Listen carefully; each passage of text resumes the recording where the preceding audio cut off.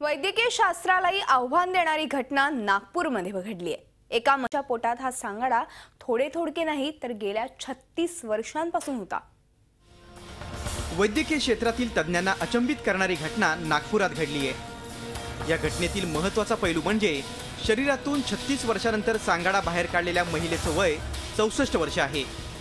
शस्त्रक्रियेनंतर या महिलेची प्रकृती सुधारत आहे। जगात अशा प्रकारच्या घटना क्वचित घडतात असं उपचार करणाऱ्या डॉक्टरांनी सांगितलं। तिची स्कॅन केला तेव्हा लक्षात आलं की तिला पोटामध्ये म्हणजे गर्भाशयाच्या बाहेर जुनं काहीतरी मृत बाळ आहे हे सीटी स्कॅनमध्ये लक्षात आलं। तेव्हापर्यंत असं काही आहे आम्हाला लक्षात आलं नव्हतं।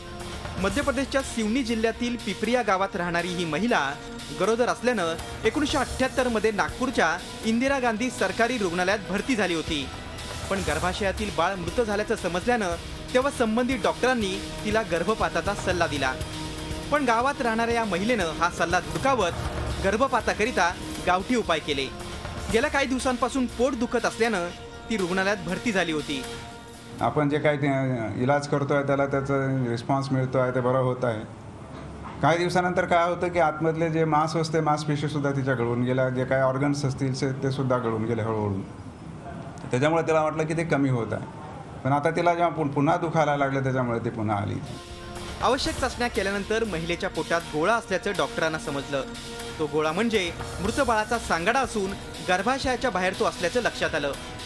ऑपरेशन करत डॉक्टरांनी तिच्या पोटातून हाडे, पाठीचा कणासारखे अवयव बाहेर काढले। तब्बल 5 तास ऑपरेशन करत डॉक्टरांनी हा सांगाडा बाहेर काढला।